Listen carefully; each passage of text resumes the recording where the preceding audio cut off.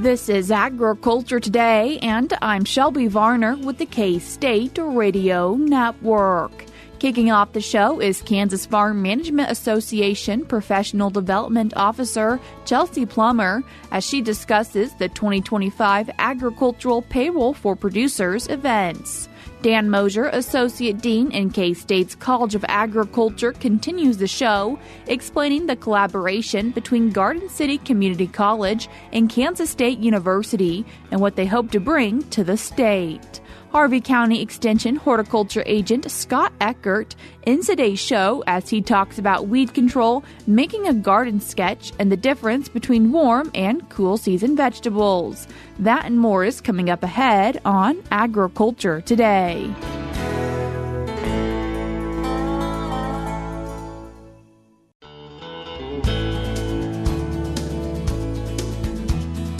You're tuned in to Agriculture Today, and we start our Thursday show talking about a Kansas Farm Management Association learning event with Kansas Farm Management Professional Development Officer Chelsea Plummer. Chelsea, thanks for joining us today.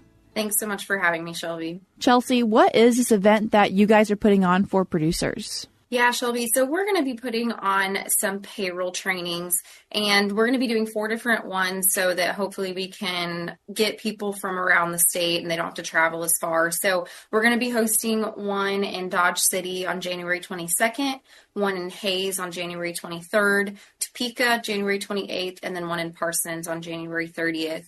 And really our goal with these is payroll is a very complex topic. And we have a lot of producers. We have some that we work with that are larger and they've been doing payroll for a while, or maybe they even outsource their payroll. But we work with a lot of small producers that they might have one employee and it's the first time they've had one. And so we just run into a lot of questions, a lot of concerns from producers regarding payroll. And so our goal with these is to come and present a lot of the key things that producers need to know about payroll. We have a payroll manual that we've developed within Kansas Farm Management Association. So most of our day will be going through the different topics within that payroll manual, and they'll have that provided to them if they register. They'll get to take a copy of that manual home with them. We're really excited because we do feel like this is just a strong need for producers, and they run from 10 a.m. to 3 p.m. each of those days that we're doing them. So they can come, be there, we'll provide lunch, and hopefully we'll just be hitting a lot of important topics that producers already are having a lot of questions about. What are those big topics or maybe the key points that you will be talking about? Yeah, so some of the key ones, we're going to be talking about employee classifications, and we'll be looking at some different labor laws. So what things are required of employers to provide for their employees. A big piece with that too is there are some differences with agricultural employers as opposed to non-ag employers. And so we'll want to hit some of those key labor laws and how they apply to ag employers. We'll be looking at how to calculate payroll. So obviously you have their check, but how are we calculating their payroll taxes? We'll talk about payroll deposits. So when they need to pay those withholdings in to either the federal or to Kansas. And then we'll talk about some different employee benefits, how those get treated. Are they taxable to an employee? If you're providing housing or if you're providing meals, are these taxable? Do you get to deduct them? And so those are some of the really key topics we'll be talking about. Really then for producers of all sizes, whether it's one employee or 50 employees? Exactly, yes. So we want producers of any size to come. And if they've got a lot of employees versus one, I think they'll all be able to find some benefit. And this is also open to any producer. So yes, we're putting it on through Kansas Farm Management Association, but no requirement at all to be a KFMA member. We want anybody that has these questions, they are welcome to come. Chelsea, also today wanting to take the time to preview and talk on a few of those topics that you commonly hear about from producers or think is important for them to know, and the difference between employee versus contract labor. This is probably the key question that's going to get asked first when someone has an individual doing work for them on their farm.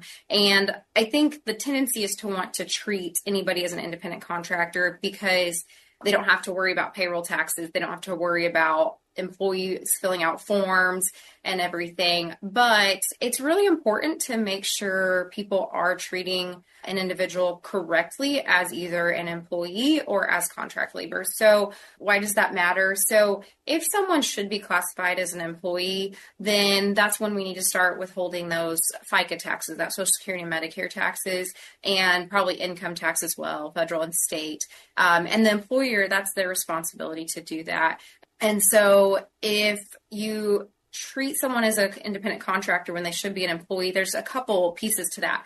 First, that person, if they didn't realize they were being treated as an independent contractor, they may have thought you were withholding taxes all along, and then they get to tax time, they get a 1099 from you instead of a W-2. They have to pay their tax on that and pay self-employment tax on that when they maybe thought you were paying in taxes for them. And so that's just a huge piece for the employee. On the employer side, if it comes in and say you're maybe audited, maybe that's an extreme example, but in general, if you have someone and you've been treating them as an independent contractor when they should have been treated as an employee, and it's decided that you should have been withholding all these taxes, you could owe all these back taxes plus penalties. And so that's a really extreme example, but it's a really important piece to make sure that a producer is treating someone properly if they should be an employee or independent contractor.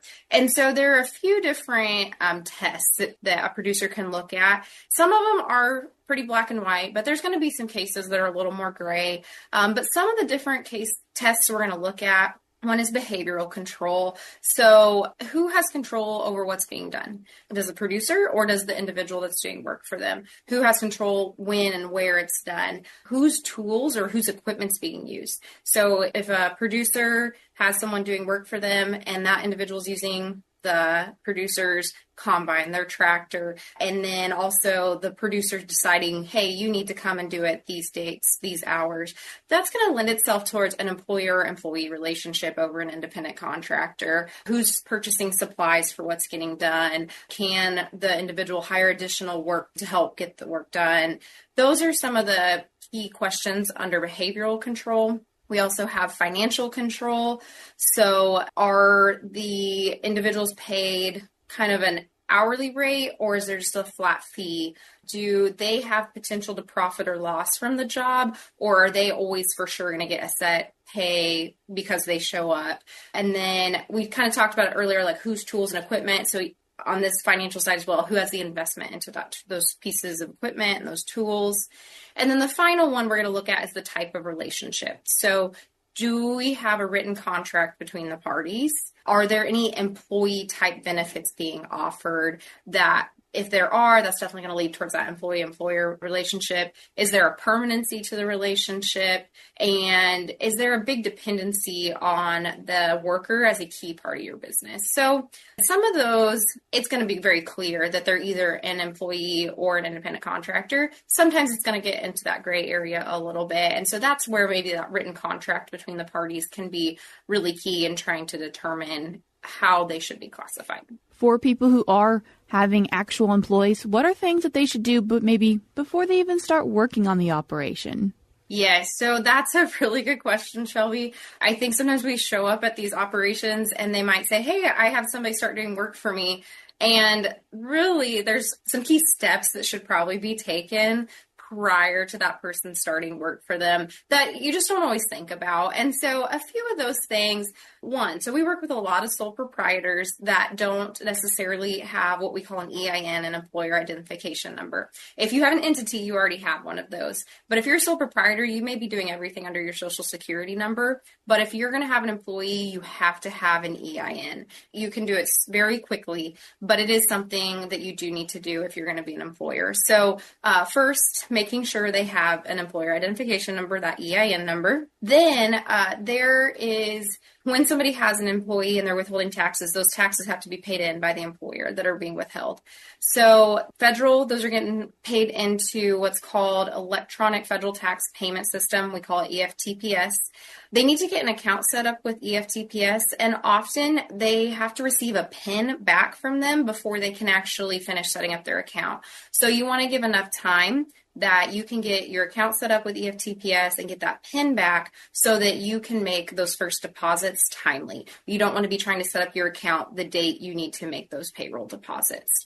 Same with Kansas. So with Kansas Department of Revenue, you need to have an account set up to pay in those state withholdings. Then the other thing that is just, it's kind of as the employee's starting, but I think, again, often with these smaller producers that can get missed, is they need to fill out the typical forms we're used to if you're an employee. We need to fill out the W-4, the K-4, and the I-9. The W-4 and K-4 help identify how much withholdings the employer is going to take off of their wages. And that I-9 is just an employment verification that they need to fill out. And so those are some really key pieces that should be taken care of before someone starts work and as they are starting work, making sure those payroll forms get filled out. Chelsea, if someone's wanting to learn more about these subjects that we've talked about and others when it comes to payroll at these upcoming events, what does registration and costs look like? You can just RSVP with myself. And so all of my info is on the flyer, which is on the Ag Manager website under the events. They can RSVP with me. My email is ecplummer, Plummer, at ksu.edu. Or they can give me a phone call, shoot me a text at 316-393-1830. And that's really all they need to do to register is RSVP with me. And then we will get them down. But payments at the door, it is $40 to register for the event. That provides for the payroll manual, your lunch, everything. It's just $40 flat fee. That can just be paid via cash or check the day of the event. Chelsea, I appreciate you taking the time to join us today. Yes, thank you so much. That was Kansas Farm Management Association Professional Development Officer Chelsea Plummer. I will link the resource that she mentioned in today's show notes on agtoday.net. We're cutting to a short break, but we'll be right back.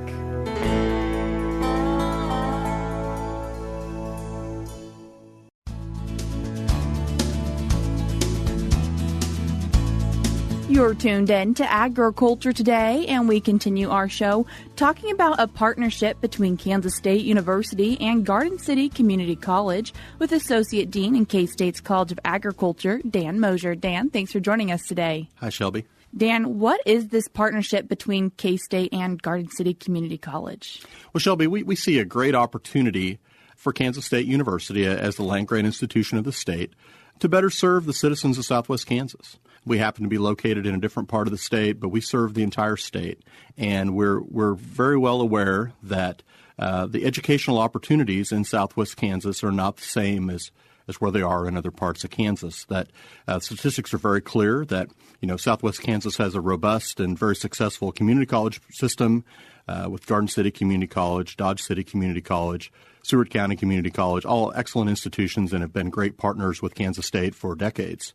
But there's not an opportunity for the citizens of Southwest Kansas to complete a four-year degree in that part of the state without coming to another part of Kansas. And so that's something that we want to address and hopefully create that opportunity. How did this creation come about? Yeah, there have been conversations for a long time that K-State had always had goals of being more engaged in Southwest Kansas, and we just needed to kind of figure out how. We were contacted actually by the folks in Finney County and the economic development team there, and just wanted to have some conversations about how we might work more closely together and how we might ultimately do more in Garden City.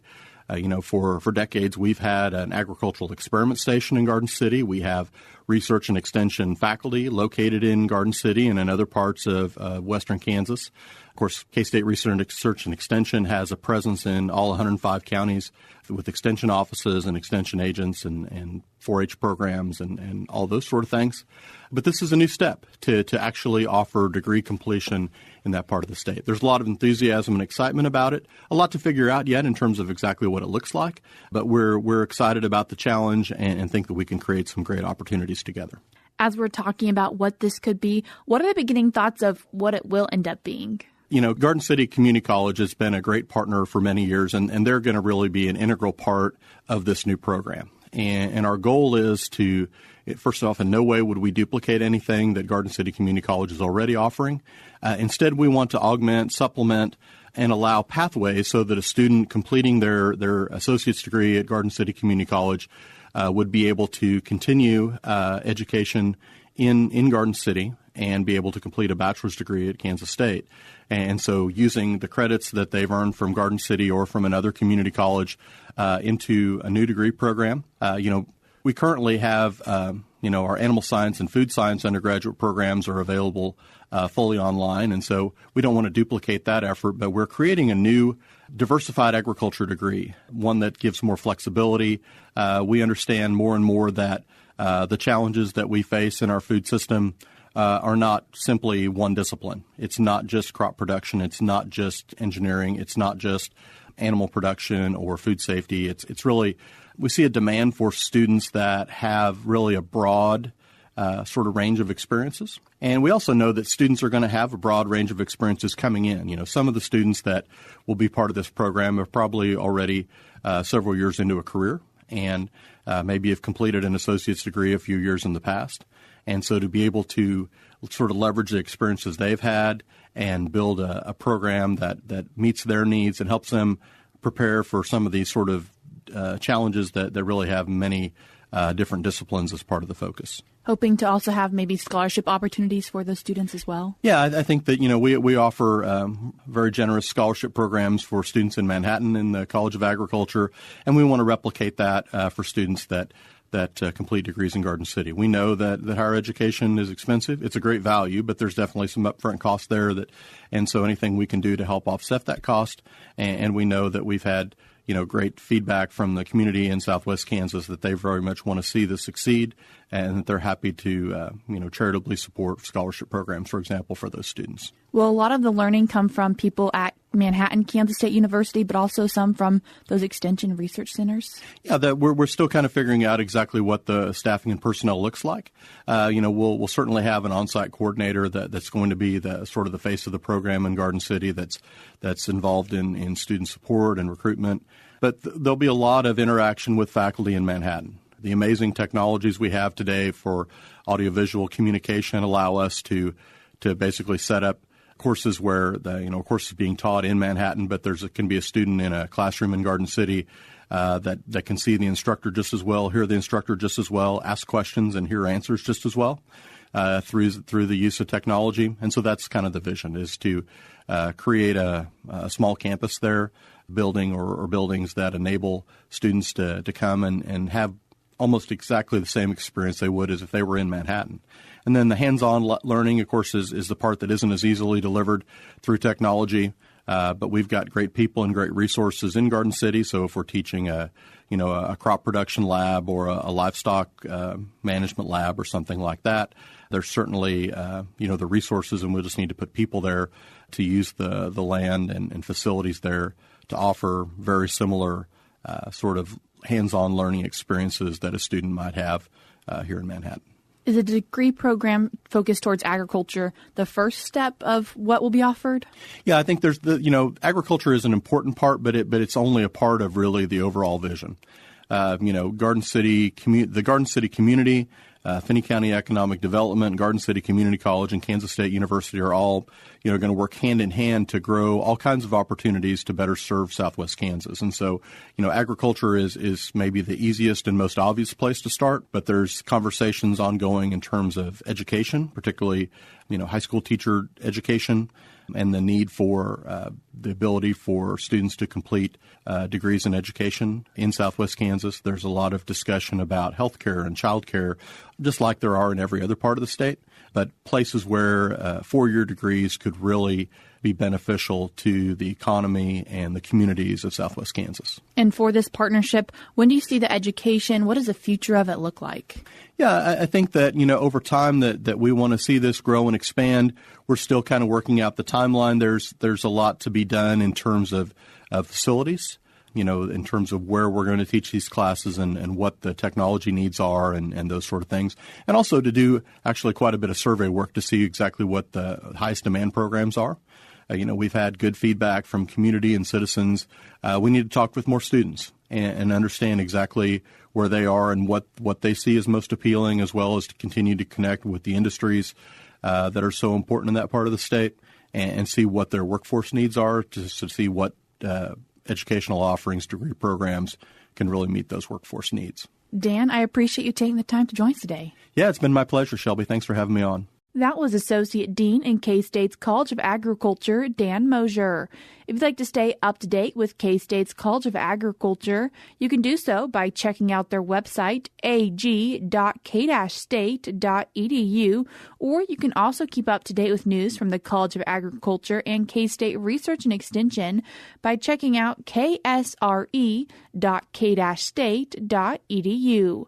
I will link both of these in today's show notes on agtoday.net. Before we cut to a break, we're now going to be joined by USDA's Rod Bain and USDA economist Bart Kenner.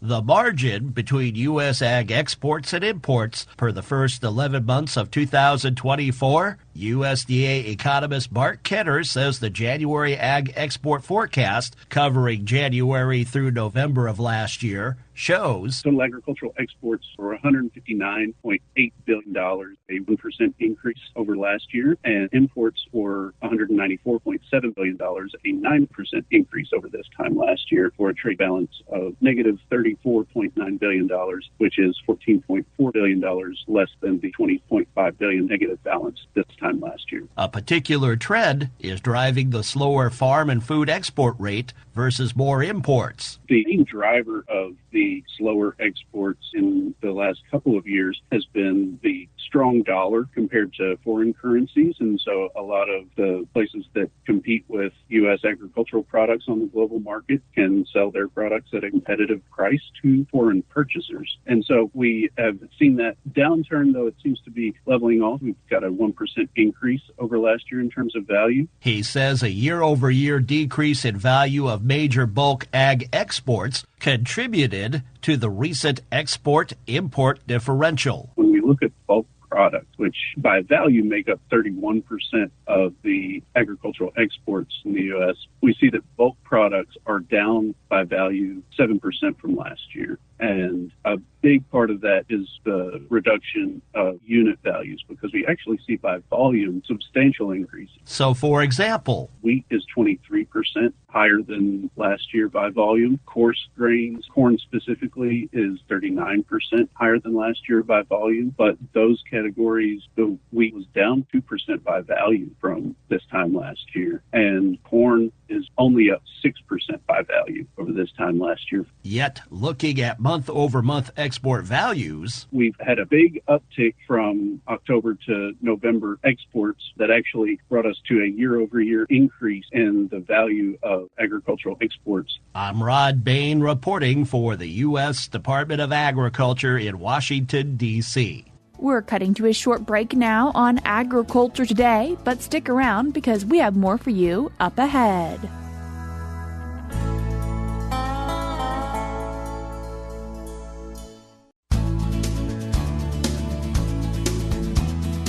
This is Agriculture Today. Along with Shelby Varner, I'm Jeff Wickman. Last week, K-State Research and Extension Horticulture Agent for Harvey County, Scott Eckert, discussed some of the things that beginners need to know to grow a thriving garden, including location, the right soil, and water. This week, he covers weed control and cool season and warm season crops. If you have some common weeds, not perennial, but common weeds that are annuals that can easily be killed, you can always till those. You have other weeds, though, that are very persistent. And I'm talking about bindweed and Bermuda grass. And everybody pretty well has probably heard of those because they're prevalent. And in our transition zone, they tend to grow very well here. So one of the things I've observed about bindweed is it's supposed to be a warm season weed. But I have seen it in the cool months of March already popping up. There's extremely long root systems to them, and they are very bad for vegetable plants. And then Bermuda grass is a grass. It's a lawn grass, and in the right situation makes a really nice lawn. But in a garden, it's a weed, and it's an aggressive weed that grows very quickly. And you may need to spend several months killing Bermuda. You know, you can try the using tarps and heat from the sun. You may need to go to more extreme measures and use herbicides to get control of these weeds. So when you're starting a garden, you want to make sure you have control over these two weeds especially. And you may need to spend a season getting rid of these things. Your garden, you have your water situation solved. You have your location picked out. Now it's time to sketch the garden. And what you want to do is if this is a family garden, which most of our backyard gardens are, you are going to want to get all the kids involved if you have kids and your spouse or your family members and talk about what you want to grow and understand that everybody probably has a favorite vegetable. You want to, make sure everybody's happy with the garden. That will help keep them involved. So the plan may need revisions, may need several revisions, but it will help you keep your mind fixed on the garden and make sure you have, or you can discover whether you have sufficient space to grow what you want to grow. And it's also a reference for years to come, which is nice and handy. It can be used as a guide to purchase your seeds and plants, transplants that you want to put in the garden. And you also want to have labels included in the drawing to make sure you know where you're putting plants and you have each plot marked off. But plant labels are handy where you can put the date and the plant type on there so you remember when you see plants start coming up. You're not guessing whether that's a cucumber or a watermelon or a cantaloupe. Warm and cool season vegetables. Warm season vegetables are not frost tolerant. They prefer soil temperatures of at least 55 degrees, if not warmer. Tomatoes, peppers, melons, squashes, sweet potatoes, corn, and beans are examples of warm season vegetables. Cool season vegetables that are the most tolerant will grow at soil temperatures as cold as 45 degrees and may tolerate hot soil temperatures. Lettuce, spinach, radishes, carrots, broccoli, cabbage, beets, those are all considered cool season. Some of those are cole crops, C-O-L-E, like your cabbages and broccoli and things like that. But we have two categories of vegetables, warm season and cool season. I get this call probably 5 or 6 times a year, and it's, when is the last freeze? When is the last freeze in the spring? And if you are looking at southeast Kansas, their last freeze averages April 1st to April 5th.